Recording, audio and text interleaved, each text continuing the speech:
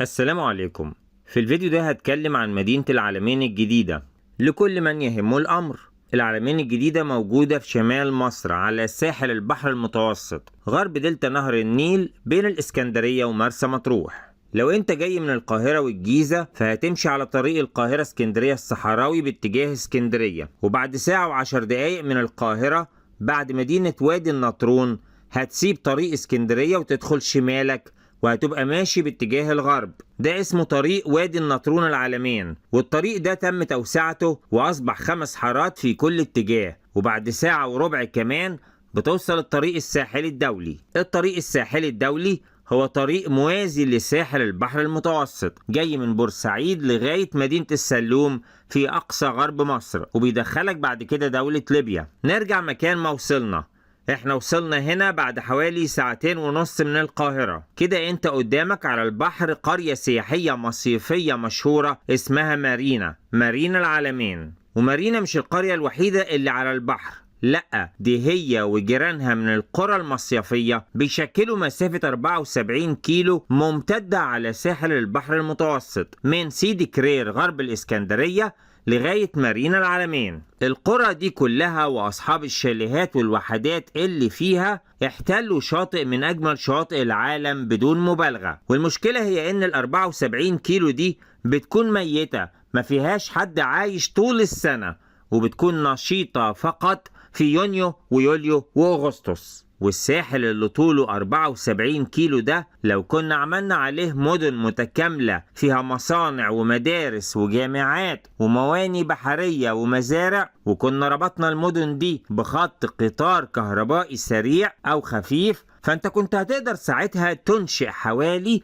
10 مدن بحجم متوسط كانوا هيستوعبوا حوالي 10 مليون إنسان ويخففوا الضغط عن الإسكندرية والقاهرة. لكن للأسف ده ما حصلش أيام الرئيس السابق حسني مبارك، فأصبح الساحل الشمالي ملك الفئة محدودة جدا من الشعب المصري. خلينا في العلمين. بعد ما وصلت للطريق الساحلي الدولي فعندك هنا 74 كيلو قرى سياحية، منهم مارينا لوحدها طولها أكتر من 11 كيلو وهي موجودة بين البحر والطريق الساحلي. وعندك هنا على شمالك جنوب الطريق الساحلي مدينة قديمة اسمها العلمين القديمة مش الجديدة. بعد ما توصل لمارينا بوابة رقم 7 فهي دي نهاية مارينا وبداية العلمين الجديدة. العلمين الجديدة مقسومة نصين، نص بين الطريق الساحلي والبحر وده الأعلى سعرا، ونص تاني جنوب الطريق الساحلي وأبعد عن البحر. لكن المسافة بين الطريق الساحلي والبحر مش كبيرة قوي، حوالي 2 كيلو فقط. تعالوا نتمشى في العلمين الجديدة ونتعرف عليها. لكن لازم المصريين يعرفوا إن العلمين الجديدة لسه ما انتهتش ايه؟ ده اللي اتبنى في العلمين واتشطب لا يشكل حتى 1/10 من اللي مخطط انه يتعمل في المدينة الكبيرة دي. العلمين لسه معاها سنين، وفي شوية عوامل كده هتكلم عنهم في اواخر الفيديو، وعلى حسب العوامل دي هيتحدد نجاح او فشل المدينة دي، واذا كان المدينة هتشتغل بسرعة وتتملي ناس ولا لسه باقي سنين كتير علشان المدينة تعمر وتتملي بالناس. بوابة مارينا 7 قدامها طريق داخل مارينا وجنبيه سور. السور ده بيفصل بين مارينا ومدينة العلمين الجديدة. بعد البوابة بيقابلك مبنى محلات وسوبر ماركت وخدمات، وهتدخل بعد كده يمين في الطريق ده. على ايدك اليمين فيه ساحة وهي عبارة عن سينما سيارات، وعلى ايدك الشمال مباني مشروع عقاري ضخم وهو الأكبر في العلمين الجديدة، وهو مشروع مزارين العلمين. ده مشروع سكني بتنفذه شركة سيتي ايدج العقارية. مزارين فيها شقق وفيلات وبحيرات. المشروع طوله كده 2 كيلو وعرضه 1300 متر تقريبا، يعني فعلا مزارين مساحتها ضخمة. بعد سينما السيارات هتلاقي فندق جميل اسمه كريستال إن، ودي صور من الفندق، وفي عربية بتوديك الشاطئ الخاص بالفندق. بعد كريستال إن هيقابلك مسجد الماسة والدوران ده، لأنه هنا عند الدوران وأمام المسجد بيبدأ طريق رئيسي مهم جدا بيخترق المدينة كلها من الشرق للغرب، موازي لشاطئ البحر وموازي للطريق الساحلي الدولي. المسجد ده يعتبر جزء من فندق ريجال هايتس، وبعد كده بتلاقي بوابة فندق ريجال هايتس على ايدك اليمين. ده من أحدث وأجمل الفنادق في الساحل الشمالي لمصر. الفندق عبارة عن عدة مباني وعدة طوابق، وله شاطئ جميل جدا، وله ممشى أو سقالة جوه المية. وبعد ما تعدي الفندق ده هتلاقي أو مول، اسمه أو مول، اللي هو المول اللي سقفه في الليل كأنه نهار، وده مول طويل جدا طوله أكتر من 250 متر. بعد المول بتوصل لركن صغير فيه مطاعم وكافيهات، وهتلف هنا وتتجه غربا، والأرض دي لسه فاضية ما تعملش فيها حاجة. وبيبدأ هنا على يمينك ممشى الكورنيش، ودي ساحة فاضية لإقامة الحفلات والمهرجانات. وهنا في شواطئ مش مجانية، وتبدأ تقابلك أبراج العلمين. ولو نجحت المدينة دي، وإن شاء الله ده يحصل، فأكيد الشقة في الأبراج دي سعرها هيعدي كمان وكمان. تعالوا نعد الأبراج اللي اتعملت من الشرق للغرب ونشوف عددها كام لغاية دلوقتي. 1 2 3 4 5 6 7 8 9 10 11 12 13 14 15 16 17 18 برج. لكن استنى، ده في أساسات اتعملت هيا، أساسات لأبراج تانية جديدة لسه هتتبني. هتعدي 3 أبراج وتلاقي نفسك معدي على كوبري فوق بوغاز البحيرة الكبيرة دي. البوغاز هو المضيق الصغير اللي بيوصل البحيرة بالبحر علشان تجدد ميتها ويدخل لها مية البحر، والبوغاز ده عرضه 66 متر.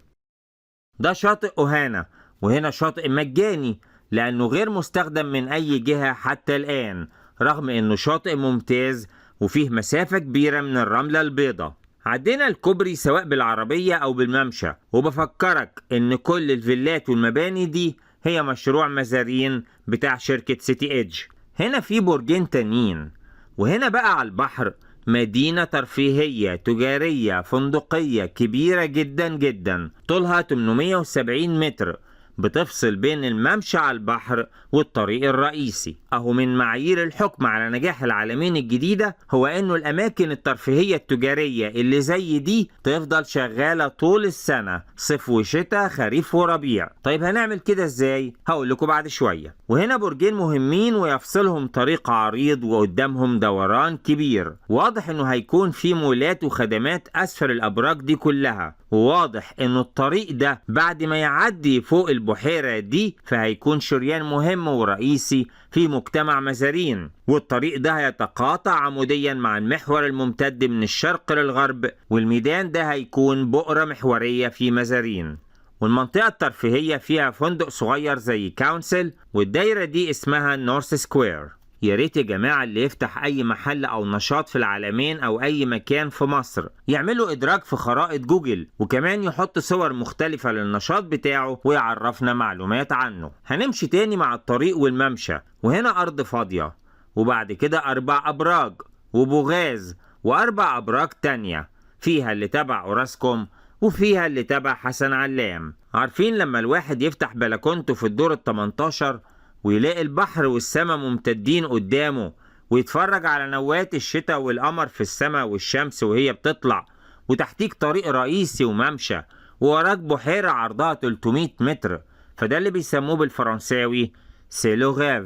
وهنا اتعمل حي طوله 700 متر وعرضه 300 متر اسمه داون تاون، فيه شقق وبنت هاوس، والمسافة بين الداون تاون وبوابة 7 حوالي 4 كيلو. ولما نتحرك غرب تاني هنلاقي حي كبير جدا متكامل اسمه الحي اللاتيني، وتم تصميمه على الطراز الأوروبي والفرنسي. طورته الشركة السعودية المصرية بالتعاون مع وزارة الإسكان، وملحق بالحي اللاتيني ما يسمى بالمدينة التراثية، وهي منطقة تجارية وخدمية على الطراز الأوروبي والفرعوني، وهيكون فيها مسار مائي ظاهر جزء منه باللون الأزرق. ولما ناخد بالنا هنلاقي إن جزء كبير من الحي اللاتيني موجود جنوب الطريق الساحلي الدولي. وهنا لسه في أرض كبيرة فاضية، وهنا أرض كبيرة فاضية.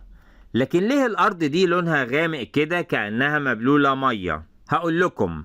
لو رجعنا بالزمن 7 سنين لورا وشفنا المكان ده كله كان شكله عامل ازاي، فهتلاقي انه معظم الارض اللي اقيمت عليها العلمين الجديدة كانت ارض منخفضة. ايوه، مستواها منخفض، وعلشان كده الارض دي كان صعب جدا ومكلف تحويلها القرى السياحية، زي مارينا ومراسي عبد الرحمن، ففضلت الأرض دي كده فاضية وغرقانة لغاية ما جه الرئيس السيسي وحكوماته وقرروا إنهم يحولوها لمدينة العلمين الجديدة ويخلوا المناطق المنخفضة عبارة عن بحيرات تدي مشهد جميل للمدينة. أما اللون الغامق ده فدي مناطق منخفضة وفيها نسبة رطوبة ومية مالحة عالية ومحتاجة طبعا يتعمل فيها رفع للأرض، وده مصر أصبحت شاطرة فيه وعملناه مثلا في المنصورة الجديدة والإسكندرية عند مشروع صواري وغيره. وادي هنا جنوب الطريق الساحلي، مشروع اتعمل في 2019 و2020، ولكن محدش من الأفندية اللي شغالين في المشروع أو أصحاب المشروع بيفهم في حاجة اسمها جوجل مابس، فيسجل المشروع على الخريطة ويكتب مميزاته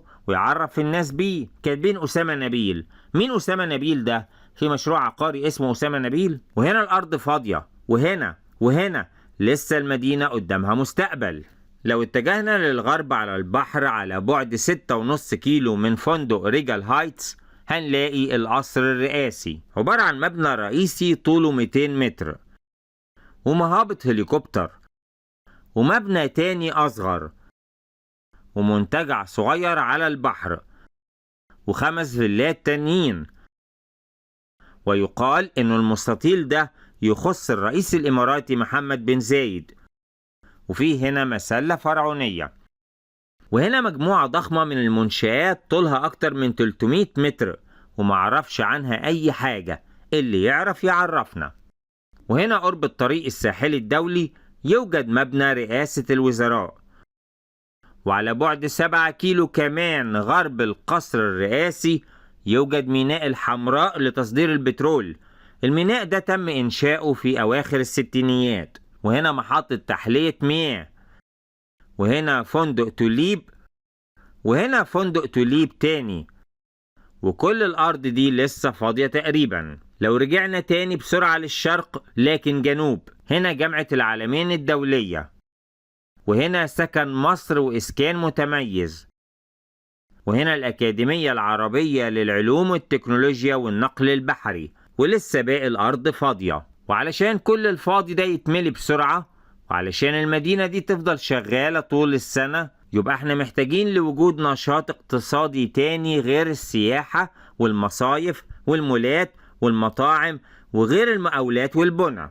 عاوزين أنشطة تدي قيمة اقتصادية مضافة للمدينة وفي نفس الوقت تكون مستدامة. رقم 1، احنا لازم نسرع النهاردة قبل بكرة في إنشاء المنطقة الصناعية في جنوب المدينة. النشاط الصناعي هيخلق طبقة من العمال والموظفين المقيمين بشكل دائم ويشغلوا المدينة وينشطوها ويعملوا جو شعبي جميل في المدينة. وكمان هتكون فكرة حلوة إننا ننشئ ميناء بحري هنا مثلا شرق القصر الرئاسي أو غرب قصر بن زايد وفندق توليب، بس المكان الأول أعتقد أفضل. ما احنا عندنا قصر رأس التين وجنبه ميناء الإسكندرية. أنا عارف إن مش هو ده المخطط، لكن أكيد وجود ميناء تجاري بحري هيخلق قيمة اقتصادية مضافة للمدينة ويعمل رواج مستمر ويخفف الضغط عن ميناء الإسكندرية. ومحتاجين كمان ننشئ جامعة ثالثة حكومية ويكون فيها مثلا 10 كليات لمختلف التخصصات. طلاب الجامعة لو عددهم كبير فهينغنغوا المدينة في فترة الشتاء والربيع والخريف. الفكرة الرابعة واللي أنا شايفها ممتازة هي إننا نعمل في المدينة ترام، نستغل الشوارع الواسعة دي والتخطيط البراح ده ونعمل ترام يربط كل المدينة ببعضها ويسهل الانتقال فيها، خصوصا من الشرق للغرب للناس اللي مش معاها عربيات. لأنه العلمين الجديدة لو اقتصرت على الطبقة الغنية فقط فصدقوني هتكون مدينة أشباح وما فيهاش أي روح. وكل المدن الجديدة كانت هتكون أفضل لو اتعمل فيها ترام. احنا ممكن نشوف الإسكندرية فيها ايه جميل ونعمل زيه، نشوف سوسة وصفاقس والمنستير وطنجة والدار البيضاء ووهران وبجاية وعنابة. المدن دي أيوة ما فيهاش أبراج عالية، لكن ممكن ناخد من كل مدينة فكرة ناجحة ونطبقها على المولود الجديد بتاعنا، وأكيد ساعتها هتكون العلمين الجديدة أحسن وأفضل مدينة في جنوب البحر المتوسط. العلمين هيوصل ليها خط القطار السريع اللي جاي من العين السخنة والعاصمة الإدارية وحلوان وحدائق أكتوبر وبرج العرب، والقطر السريع هيمر في وسط مدينة العلمين القديمة وجنوب جولف مارينا وجنوب المدينة التراثية وجنوب الحي اللاتيني، وهو ده تقريبا نفس المسار اللي بيمشي فيه قطار مطروح حاليا. ومحطة قطار العلمين الجديدة بتتعمل هنا جنوب القصر الرئاسي بمسافة 3 كيلو تقريبا. وهنا مطار العلمين ده شكله في سنة 2020، ولكنه اتغير تماما في 2022 وأصبح مطار دولي ممتاز ما شاء الله. بس جوجل مش مصوراه كويس، بس هو بعيد شوية ناحية الغرب وعلى بعد حوالي 50 كيلو من العلمين الجديدة. وهنا جنوب محطة القطار السريع الشركة الصينية بتعمل أبراج تانية عددهم 4 زائد برج أيقوني عالي جدا شبيه باللي اتعمل في العاصمة الإدارية. في نغمة بتقول إنه إحنا لازم نفضل نبني علشان العمال بتاكل عيش من البناء ده. هو محدش قال نبطل بنا، لكن لازم طبعا قبل ما نبني حاجة ندرس كويس إذا كنا فعلا محتاجين المباني دي ولا لأ، وهل هي أولوية حاليا ولا ممكن تتأجل. أصل يعني لو صرفنا ملايين وبنينا مبنى والعمال قبضوا 15 شهر أثناء بناء المبنى وبعد كده ما عملناش حاجة بالمبنى ده أو فضل فاضي، يبقى احنا بنرمي فلوس في التراب أو في جيوب أصحاب مصانع الأسمنت وخلاص. ومفيش حاجة اسمها تبني علشان تشغل ناس. اللي بيشغل الناس باستدامة هو المصانع والبرمجيات والمزارع والتجارة والسياحة اللي مش موسمية. لكن إنشاء المباني وكتل الخرسانة ما ينفعش نسميها فرص عمل للناس. يا رب خيرا وسلاما على كل شعب مصر. شكرا والسلام عليكم ورحمة الله وبركاته.